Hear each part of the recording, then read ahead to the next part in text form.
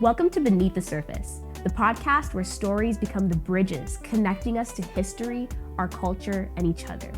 I'm your host, Kim, and I believe that we share history through stories, those hidden layers that shape who we are and where we've been. In this episode, I have a candid conversation with my brother, Jay, a third-year student in kinesiology at the University of Waterloo.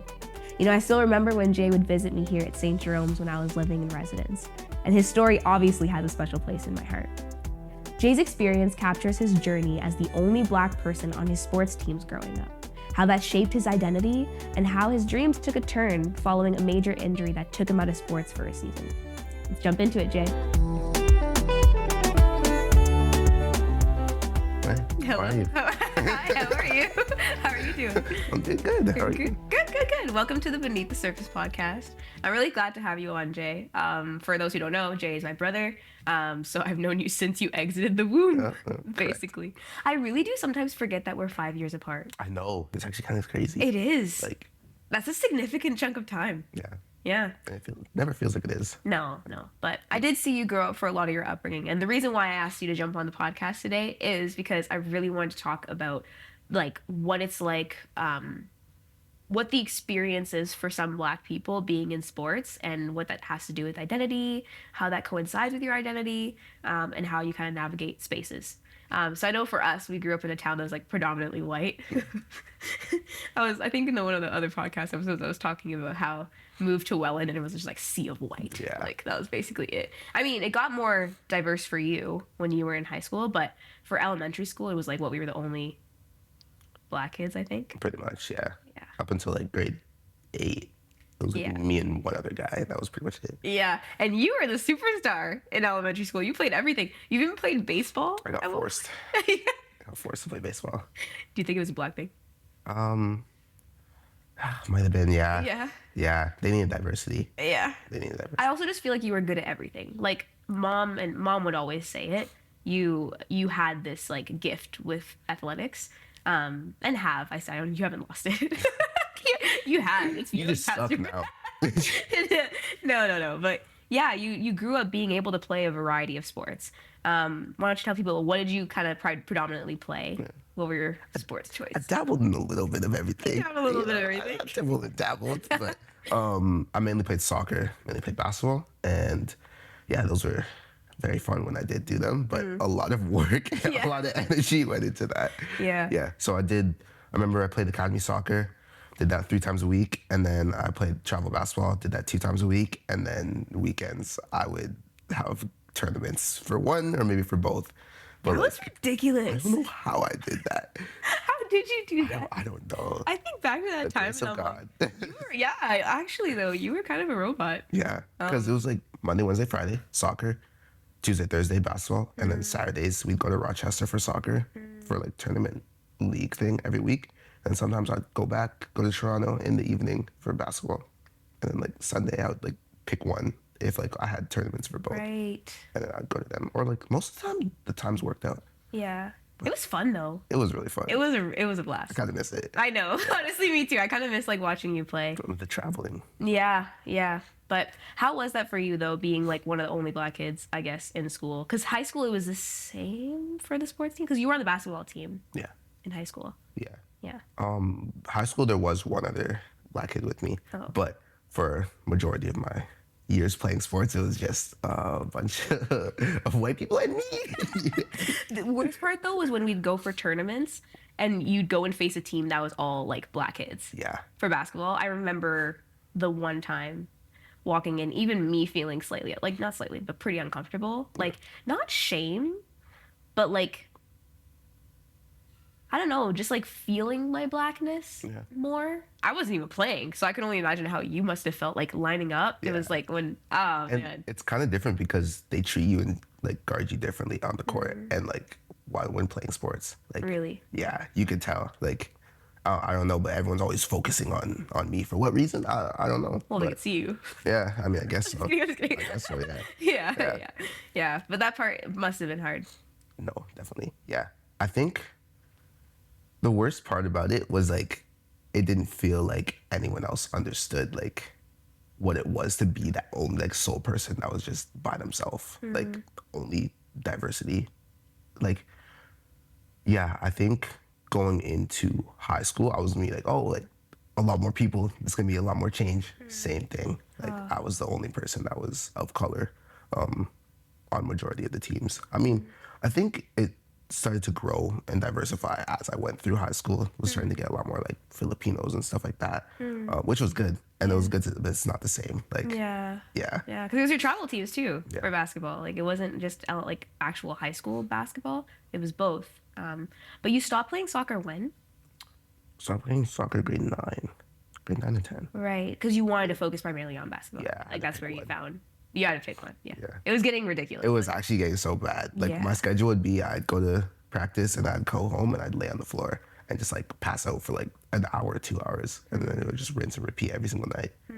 Yeah. Because our parents like raised us playing sports, and then we also had to do music of some sort. It was piano, I guess, growing up. But what drew you to sports? Was it because people like told you, "Hey, you're really good at this," or was it because you actually had a love for it? I think I was just honestly very angry as a kid. Like, yeah. Sorry, that's not funny. I don't know what that. I don't know. But yeah, I Yeah. just didn't know. Yeah. Wow. Oh, what? Really? Yeah. Oh, okay.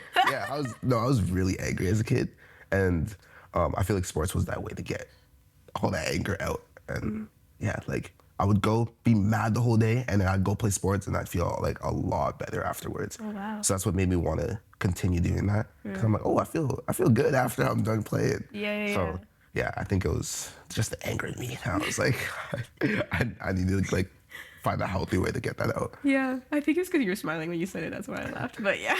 I was very mad. I was an angry child. I was like, oh, okay. But yeah, no, I get that. Do you know where that anger came from? No. This is not a fair wanna question, say- but I'm just curious. I want to say like probably being a middle child. That'll do it. That'll do it. That'll do it. If people think that being a middle child is not hard, it's pretty hard. Yeah, yeah. But you've seasoned well Yeah, in it. you Yeah, know? it's just good. You've carried it well. Yeah, I give off middle child You do. syndrome sometimes, but Sometimes. not that often. You're pretty good. But yeah, no. I think both of our roles had some struggles in there too. Because even like for myself, I think I was like female athlete of. This is not a flex in any way. Yeah, shape, no, or no, form. flex it. Flex No, it. it's really not. Because it was female athlete of the year in elementary school. That counts for something. Like the bar was like on the floor, you know? Win's a win. A win is a win. Yeah, you're right. But yeah, I think like that carrying that, if I didn't get that award, I would have been devastated. I know I would have been. I didn't get it Huh? in elementary school. I got robbed. This is politics, guys. I got like the phys ed award, and then like the athlete of the year award went to some other guy. What? And like it was so awkward because a bunch of people were like, "Oh, Jay, like start walking up, like go Oh, walk up." oh. And I was like, "Nah." And like, cause I was just like me. Okay, I was trying to be humble, but I was like, "I'm getting the award." What do you- Yeah, yeah. What do you mean? I played like every single sport in this school. What are you talking about? And then like, because of me. and then like after I was like, no, I'm not gonna go up. I'm not gonna go up. And they called some other dude's name. And I remember I went home and I cried. I cried like a little baby. It was so sad. But I didn't get that award either. I was Yeah. like, this gotta be politics. Yeah. No, it is unfortunate. And then come high school, fast forward. You got an injury. Yeah, Yeah. treacherous times. Treacherous time. You want to tell them what happened? Yeah. So played basketball all through high school, and then grade 12, it was our school had this thing called the Tribune Tournament, and it was like a really big tournament that like a bunch of people would like go and watch, and like it was like recorded and everything, and it's like our school was like a big part of it because we hosted the tournament. Right. And then I was so excited to do that, and then I ended up tearing my ACL in like our fourth game of the season, and I technically tore it twice. I remember first game was going up for a layup, went like felt like my leg buckle, and I thought someone like hit me, but apparently no one touched me. And then like I was like walking back to the bench, and like my knee just kept buckling every single 2 seconds. And then I was like, okay, I'll go to physio. Everything will be good. Went to physio, came back, played like a full week of practices, and it was like intense practices too.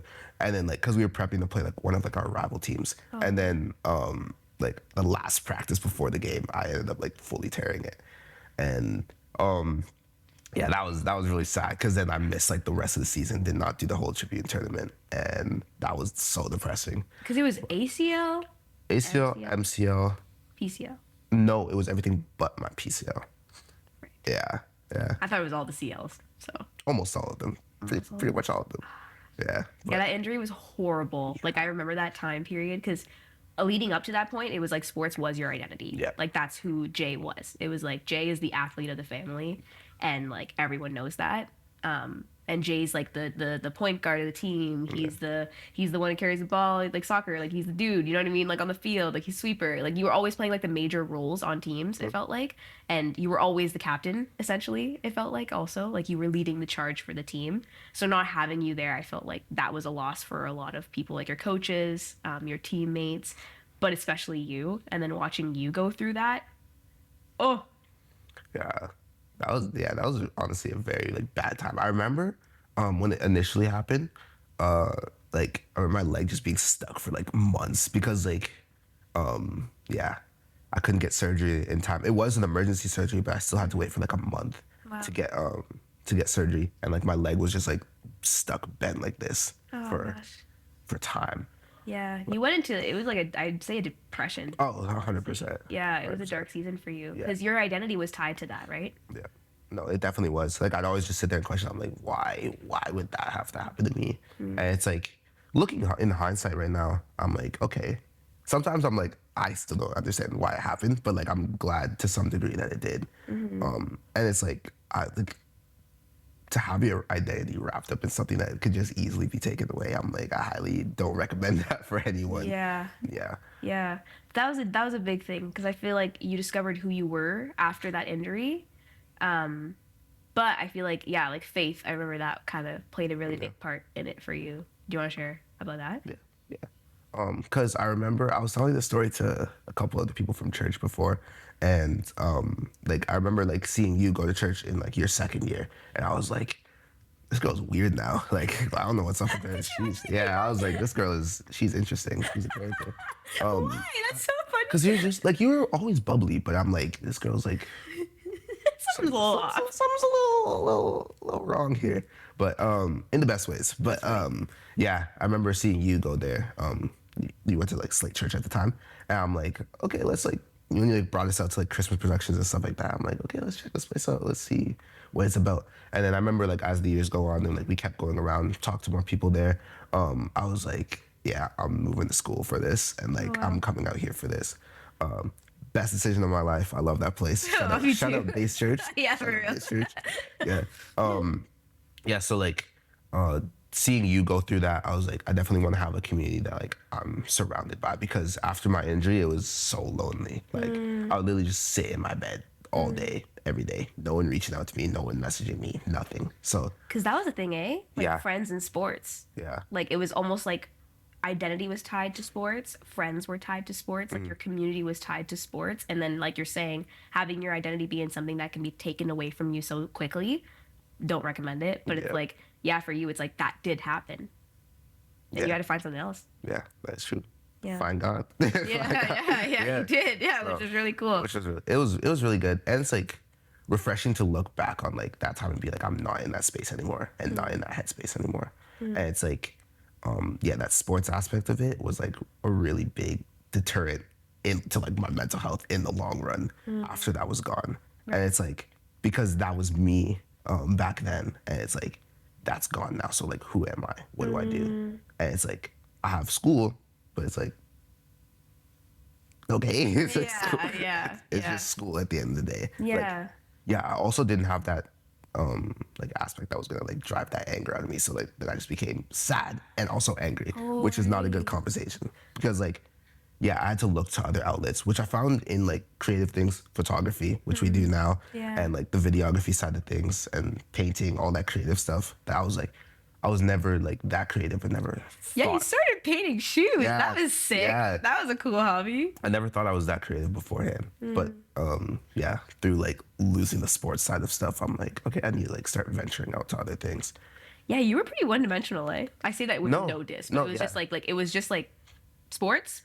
That's Jay. Yeah. 'Cause that's all I remember being able to tie you to as well too. But you know what? Like, why I had that mindset was because sports I was just naturally good at, and then everything else, like because I wasn't naturally gifted at that, and I actually had to work towards that. I didn't want to do it because I'm like, I don't like within like a week. That's why I tried a bunch of stuff, and then just stop doing it because I was like, within a week, I can't figure this out. I'm gonna stop doing that. But like photography, which is one of the things that like I stayed stuck with. Yeah. Doing lights, another thing that I stuck with at church. Yeah. Like seeing over the years that I've like progressed to getting better at that is so cool to see now. And it makes me want to try doing more stuff because I'm like, I can get better at these things even if I suck at it to start. Yeah. Yeah. That makes me happy. What that's awesome. Wow. Yeah. I hear you though, at like not being naturally good at something. That's actually why I stopped doing sports. Really? Yeah, because I remember we'd go to like basketball training with one of our basketball trainers. Like his name was Scott. Yeah. Right, Scott Bullitt. He was great. Shout out Scott Bullitt. Scott, yeah, he was awesome. I wonder where he is today. I think His daughter was really good at basketball. Yeah. But anyways, like I found myself comparing myself to other people a lot. So my lack of confidence in that area, where it was like I'd be told, oh, you know, you're gifted at this, like you do have a skill at this, and I'd be like, I don't see it, like because sports, it was like soccer, basketball for myself as well, and I loved it, but because I was naturally good at the musical stuff, I just went that route and kind of stuck with it more so. Aspects of it, because there's still aspects that I really did struggle with and still do struggle with today. But you're right. It's hard to apply yourself to something that you don't feel like you're naturally good at if your confidence isn't there to back yourself up. Because you're trying to, I don't even know the word, prove something? Yeah, in a sense. Yeah. How'd you feel like going up against other people in sports like that were also Black? Do you feel like you had to put on like a... I definitely had like a I wouldn't say a front. Yeah. But I feel like I got angry. Yeah. Like, because I understand your anger that you carried and stuff into sports. I would carry it into sports because I always felt like I had to prove myself. So that in those moments, it's like facing other Black people, I'd be nervous for one, because I was like, shoot, if I look bad, like I'm like just, I don't know, like I'm the sole representative on this team right now. Yeah, literally, like I know everyone's eyes are on me. And I knew that. Like you felt it, and I knew it. So I think I would get really anxious playing against like other teams that had like Black people on them. Especially if it was like primarily like people of color on that team, then I would feel very anxious, and in my head a lot more, and just way more hard on myself. Yeah. Like I was already my worst critic, but it was just like anytime I was like, that's, I feel you on that. Yeah. For sure. Yeah. It was definitely hard on myself too. Yeah, I know. But mom and dad always push me. They're like, you should have stuck with it. And sometimes I do have the regret of like, oh, I wish I actually stuck with that and just applied myself and worked hard. Because like you're saying, over the years you see the development and you can be proud of yourself for something, like applying yourself to that. But because it's not something that I was like felt like I was naturally good at, because of comparison, I just didn't think I was as good as everybody else. Plus, like, to be honest, it's like women in sports. Where am I gonna go? Like, you know what I mean? Yeah. Realistically, I just didn't see an avenue that was like a clear lane of like, oh, this can give me, like, it could have given me scholarships, though I didn't look far enough to see that kind of stuff. Yeah. Maybe it could have given me scholarships. I don't know. Maybe I could have been really good. But now I can't really play too well. So, yeah. Better get back on that. Honestly, though, yeah. I've been thinking about getting it back into it in some way. I also had bad ankles, though, so that was Me too. I have bad ankles. I had bad knees. Yeah. I have a bad back now. Dude. Honestly, I just need to probably see like a physiotherapist. You really do. But good thing you're working to become one. Yeah. Yeah, good stuff. Hopefully. Yeah, we'll see. Yeah. How do you feel now that because now you joined the rec league? Yes. With some guys from church. That was good stuff. Yeah. That was very fun. Yeah. How do you feel now that you're a part of that? That was like the first time playing competitively again. And that was honestly very fun. Like it was cool to see the difference of like not feeling as angry. Like, I don't know why, like just going into like actual games, I was just so mad all the time. Like you didn't even see it on my face, like during the game. Like I was just like, I'm ready and I'm locked in and I'm tearing people's heads off. Yeah, and like going into the rec league, I'm like, this is just for fun. Like I'm just playing for fun. And like, I really enjoyed that. You were great. That honestly was so nice for me to watch you play again. I missed watching you play. Yeah, it was fun. Yeah, it was a really good time. And like, you've always been a natural leader though too. Like it's cool to see you in those spaces be a leader. Thank you. So I think that's something that you've never lost, regardless of injuries and whatever like lessons that were taught from that. What would you say is like the biggest takeaway from this past season? Maybe you've already said it, but what do you think is something that is like the biggest takeaway for you? Yeah. I would say biggest takeaway, we've mainly been talking about it like right now. And I feel like it's emphasized more on our end because we were like the sole like people of color on our team. But like don't put your identity and box yourself into one category because like that's gonna be something that like takes you down when that is not going well for you. Like I was the sole Black person on my team. I always felt like I had to put on a front and like be that guy when like I'm going against other people that are of color. And it's like I find that to like throw out like the whole identity side of things and like boxing yourself into being like that one-dimensional person that like you were talking about. Yeah. And it's like you feel so much more free when like you're not shackled down to the weight of like I'm the sports guy, I'm this person, because like that can go, and it's like once that goes, it's a sad reality afterwards. Yeah. And I hear a lot of things. Like I was watching I forget what movie it was, but the one guy had asked he wanted to go into playing football, I believe it was. I think it was football. Yeah. And the guy asked him like, so like what do you want to do for school? And he was like, what do you mean? Like I want to play football. Like I'm gonna be like I'm getting a scholarship and I want to play football. And he's like, but do you like, you know, if you get an injury or if you get taken out, like that type of thing, like what's your plan after that? And he didn't really seem to have one. And he was like, oh, I mean, I like this. I guess I could go into it. So it's like, I like what you were saying about like sometimes you might have to apply yourself. There's things that you might be naturally gifted at, but there's some things that you might have to apply yourself to. And like we're capable of so much as human beings. It's like we just got to take that step. Yeah. Yeah. Yeah, that's true. And I agree with you on like not having a plan B after, because like I was like so one track minded. I'm like, I'm gonna be doing sports to some degree, so like I don't have like a plan like afterwards. Like I'm just gonna go play sports and in high school go play sports after high school, and then like that's Call it like, a day. pretty much it. But yeah, there's no backbone to that. Like structurally, you're not gonna get anywhere if that goes away, which it can easily go away. I know. Now you have so many options. Yeah. You showed out your shoes that you could possibly start making, you clothing business that you maybe might start. Keep an eye out. Maybe. We'll see. That was during the time when I like just was trying a bunch of stuff, and then like I sucked at it, so I just like dropped it. Really? Quick. Yeah. The clothing thing, I was like, oh, like maybe I could do clothes. I like fashion, and like maybe that could be an avenue. And I saw like the work and effort you had to put into it, and I was like, yeah, I'm not doing this. Jay. Too much. I was like, ooh, yeah, no, this takes time. I'm good. That's awesome. So, yeah, maybe I'll pick up something else. We'll see. Yeah, no, but very proud of you though, and thank you so much for joining us on this episode and talking and being vulnerable and sharing that side in your experiences too. Because you know, history is in our stories, and you made history, but your words shape your future. So I'm excited to see where you go. Thank you so much for having me.